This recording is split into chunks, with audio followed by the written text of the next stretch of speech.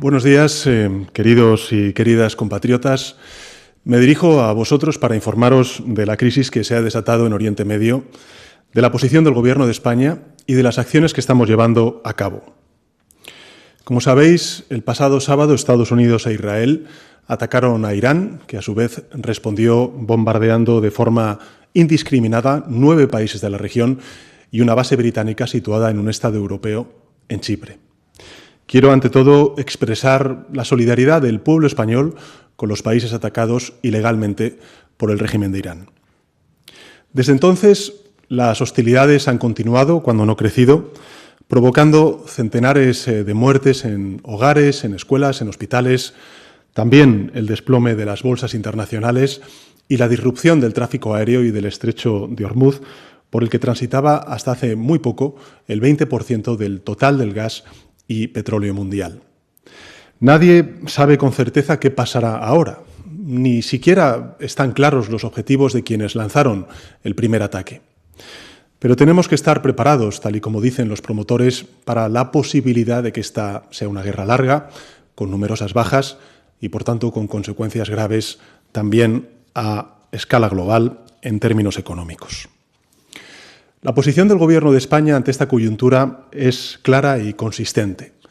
Es la misma que hemos mantenido en Ucrania o también en Gaza. En primer lugar, no a la quiebra de un derecho internacional que nos protege a todos, especialmente a los más indefensos, a la población civil. En segundo lugar, no a asumir que el mundo solo puede resolver sus problemas a base de conflictos, de bombas. Y finalmente, no a repetir los errores del pasado. En definitiva, la posición del Gobierno de España se resume en 4 palabras: no a la guerra. El mundo, Europa y España ya han estado aquí antes.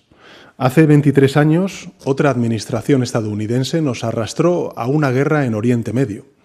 Una guerra que, en teoría, se dijo entonces, se hacía para eliminar las armas de destrucción masiva de Saddam Hussein, llevar la democracia y garantizar la seguridad global. Pero que, en realidad, visto en perspectiva, produjo el efecto contrario, desencadenó la mayor oleada de inseguridad que ha sufrido nuestro continente desde la caída del muro de Berlín. La guerra de Irak generó un aumento drástico del terrorismo yihadista, una grave crisis migratoria en el Mediterráneo oriental y un incremento generalizado de los precios de la energía y, por tanto, también de la cesta de la compra, del coste de la vida. Ese fue el regalo del trío de las Azores a los europeos de entonces: un mundo más inseguro y una vida peor. Es verdad que aún es pronto para saber si la guerra de Irán tendrá consecuencias semejantes a la de Irak, si servirá para provocar la caída del terrible régimen de los ayatolás en Irán o para estabilizar la región. Lo que sí sabemos es que de ella no va a salir un orden internacional más justo, ni tampoco va a salir de ella salarios más altos, ni mejores servicios públicos, ni un medio ambiente más saludable.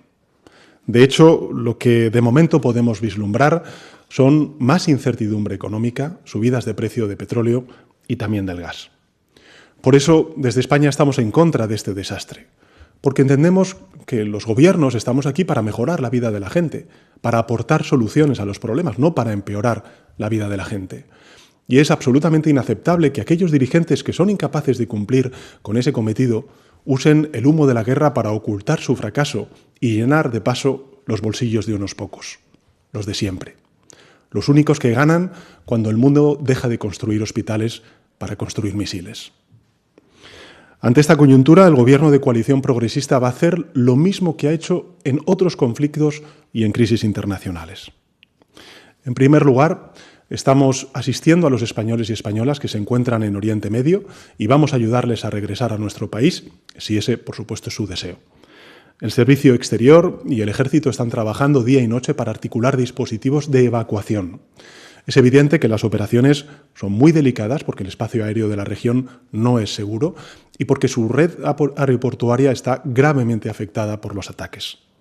Pero nuestros compatriotas pueden tener la certeza de que vamos a protegerles y de que vamos a traerles de vuelta a casa. En segundo lugar, el Gobierno de España está estudiando escenarios y posibles medidas para ayudar a los hogares, a los trabajadores, a las empresas, a los autónomos y que puedan mitigar con ello los impactos económicos de este conflicto. si es que fuera necesario. Gracias al dinamismo de nuestra economía y gracias también a la responsabilidad de la política fiscal del Gobierno, España cuenta en estos momentos con los recursos necesarios para hacer frente también, de nuevo, a esta crisis. Tenemos la capacidad, también la voluntad política, y lo haremos de la mano de los agentes sociales, como lo hicimos durante la pandemia, la crisis energética o recientemente la crisis arancelaria. En tercer lugar, vamos a colaborar, como hemos hecho siempre, con todos los países de la región que abogan por la paz y por el cumplimiento de la legalidad internacional, que son dos caras de la misma moneda, apoyándoles con los recursos diplomáticos, también materiales, que se requieran. Vamos a trabajar con nuestros aliados europeos en una respuesta coordinada y que pueda ser definitivamente eficaz. Y vamos a seguir trabajando para lograr una paz justa y duradera en Ucrania y en Palestina, dos lugares que merecen no ser olvidados. Y por último, el Gobierno va a seguir exigiendo un cese de las hostilidades y una resolución diplomática de esta guerra. Y quiero además explicitarlo, porque sí, la palabra adecuada es exigir, porque España es un miembro pleno de la Unión Europea, de la OTAN y de la comunidad internacional. Y porque esta crisis también nos afecta a nosotros, a los europeos y por consecuencia a los españoles. Y por eso tenemos que exigir toda la resolución a Estados Unidos, a Irán, a Israel, para que paren antes de que sea demasiado tarde. Lo he dicho en muchas ocasiones y lo repito ahora, no se puede responder a una ilegalidad con otra, porque así es como empiezan los grandes desastres de la humanidad. Recordemos cómo antes del inicio de la Primera Gran Guerra Mundial en el siglo XX, en agosto de 1914, alguien le preguntó al entonces canciller de Alemania cómo había empezado la Primera Guerra Mundial. Y él respondió encogiéndose de hombros y diciendo textualmente, ojalá lo supiera. Ojalá lo supiera. Muy a menudo las grandes guerras estallan por una concatenación de respuestas que se van de las manos por culpa de errores de cálculo, fallos técnicos, acontecimientos imprevistos. Por tanto, debemos aprender de la historia. Y no podemos jugar a la ruleta rusa con el destino de millones de personas. Las potencias involucradas en este conflicto deben cesar inmediatamente las hostilidades y apostar por el diálogo y la diplomacia.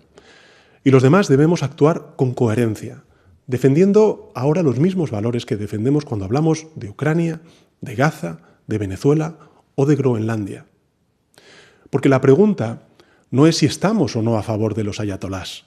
Nadie lo está. Desde luego no lo está el pueblo español y, por supuesto, tampoco el Gobierno de España. La pregunta, en cambio, es si estamos o no del lado de la legalidad internacional y, por tanto, de la paz. La ciudadanía española siempre repudió la dictadura de Saddam Hussein en Irak, pero no por ello apoyó la guerra de Irak, porque era ilegal, porque era injusta y porque no supuso una resolución real a casi ninguno de los problemas que pretendió resolver. Del mismo modo, nosotros repudiamos al régimen de Irán, que reprime, que mata vilmente a sus ciudadanos, particularmente a las mujeres. Pero al mismo tiempo rechazamos este conflicto y pedimos una solución diplomática y política. Algunos nos van a acusar de ser ingenuos por hacerlo, pero lo ingenuo es pensar que la solución es la violencia. Ingenuo es creer que las democracias o el respeto entre naciones brotan de las ruinas, o pensar que practicar un seguidismo ciego y servil es una forma de liderar. Al contrario, yo creo que esta posición no es en absoluto ingenua, es coherente. Y por tanto no vamos a ser cómplices de algo que es malo para el mundo y que también es contrario a nuestros valores e intereses, simplemente por el miedo a las represalias de alguno. Porque nosotros tenemos una confianza absoluta en la fortaleza económica, institucional y también diría moral de nuestro país. Y porque en momentos como este nos sentimos más orgullosos que nunca de ser españoles. Somos conscientes de las dificultades, pero también sabemos que el futuro no está escrito, que la espiral de violencia que muchos ya dan por sentada es absolutamente evitable y que la humanidad aún puede dejar atrás este integrismo de los ayatolás y también la miseria de la guerra. Algunos dirán que estamos solos en esta esperanza, pero tampoco es verdad. El Gobierno de España está con quienes tiene que estar. Está con los valores que nuestros padres y abuelos fijaron en nuestra Constitución, España está con los principios fundacionales de la Unión Europea, está con la Carta de Naciones Unidas, está con el derecho internacional y, por tanto, está con la paz y la existencia pacífica entre países y su convivencia.